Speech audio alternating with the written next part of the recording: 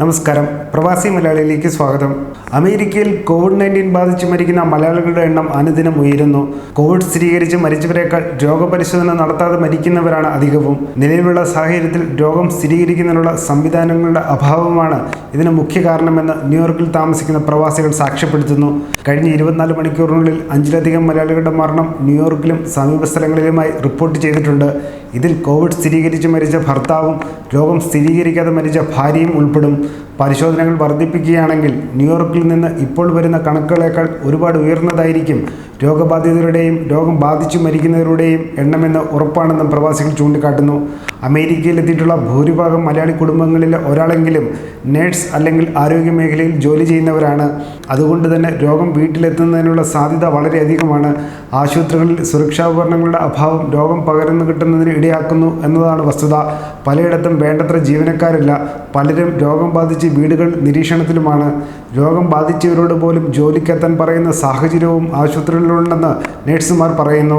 പനി ബാധിച്ച നഴ്സുമാർക്ക് പോലും ടെസ്റ്റുകൾ നടത്താൻ സംവിധാനമില്ലാത്തതും ഇവിടുത്തെ സാഹചര്യം എത്രത്തോളം ഭീതിയുള്ളതാണെന്ന് വ്യക്തമാക്കുന്നതാണ്. ഡോക്ടർമാരെ കാണുന്നതിനും മരുന്ന് ലഭിക്കുന്നതിനുമുള്ള പ്രയാസമാണ് ആളുകൾ നേരിടുന്ന മറ്റൊരു പ്രധാന പ്രശ്നം.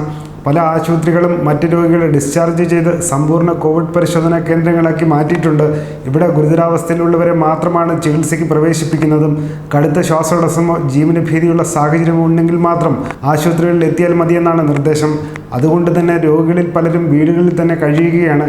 കഴിഞ്ഞ ദിവസം ശ്വാസതടസ്സം നേരിട്ട് അബോധാവസ്ഥയിലായ കോവിഡ്-19 രോഗിയെ ആശുപത്രിയിൽ എത്തിച്ചെങ്കിലും നെബുലൈസേഷനും മറ്റും ആവശ്യമരുന്ന് നൽകി മണിക്കൂറുകൾക്ക് ശേഷം വീട്ടിലേക്ക് തിരിച്ചയക്കുകയായിരുന്നു. സമാന സാഹചര്യമാണ് മിക്ക രോഗികൾക്കും ഇവിടെയുള്ളത്. നെബുലൈസേഷനുള്ള ഉപകരണങ്ങൾ കടകളിൽ ലഭിക്കാനില്ലാത്തതും വീടുകളിൽ കഴിയുന്നവർക്ക് പ്രതിസന്ധിയാകുന്നുണ്ട്. നിർബന്ധിത ലോക്ക്ഡൗൺ ഇല്ലാത്തതിനാൽ സ്വയം നിയന്ത്രിച്ച് വീടുകളിൽ കഴിയുന്നവർ ഒഴികെയുള്ളവർ ഇപ്പോഴും പുറത്തിറങ്ങി നടക്കുന്നത് പതിവ് കാഴ്ചയാണ്. സൂപ്പർ മാർക്കറ്റുകളിലും മെഡിക്കൽ ഷോപ്പുകളിലും നിയന്ത്രണമുണ്ടെങ്കിലും പൊതുസ്ഥലങ്ങളിൽ കാര്യമായ നിയന്ത്രണങ്ങളില്ല. ലോക്ക്ഡൗൺ പ്രഖ്യാപിക്കാത്തതിനാൽ ജോലിക്ക് ചെന്നില്ലെങ്കിൽ സാലറി വെട്ടിക്കുറയ്ക്കുകയോ ലീവായി കണക്കാക്കുകയാണ് ചെയ്യുന്നത്.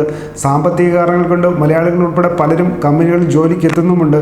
ഇതിനിടെ കൂടെ ജോലി ചെയ്തിരുന്ന പലരും മരിച്ച വിവരം പോലും അറിയുന്നത് ദിവസങ്ങൾ കഴിഞ്ഞാണ്. കമ്പനികൾ ജോലിക്കാർ എത്തുന്നത് കുറയാതിരിക്കാനായി ഇത്തരം വിവരങ്ങൾ പരമാവധി പുറത്തുവിടുന്നില്ലെന്ന് പ്രവാസി മലയാളികൾ പറയുന്നു. ഗുരുതരമായ രോഗമുണ്ടായിരുന്നവരോ വയോധികരാണ് ഇതുവരെ മരിച്ചവരിലേറെയും. എന്നാൽ ഇതിൽ തന്നെ പലരുടെയും രോഗം സ്ഥിരീകരിച്ചിട്ടില്ല. ശ്വാസതടസ്സമോ പനിയോ മൂലം മരിച്ചെന്ന നിലയിലാണ് റിപ്പോർട്ടുകൾ പുറത്തു വരുന്നത്. രോഗം സ്ഥിരീകരിച്ച് മരിച്ചവരുടെ കാര്യത്തിൽ പ്രോട്ടോകോളുകൾ പിന്തുടരുന്നുണ്ടെങ്കിലും അല്ലാതെ മരിച്ചവരുടെ കാര്യത്തിൽ ഇതിൽ ഒരു കൃത്യതയില്ല എന്നതും രോഗവ്യാപനത്തിന് കാരണമാകുമെന്ന വിലയിരുത്തലുണ്ട്. ന്യൂസ് ഡെസ്ക്, പ്രവാസി മലയാളി.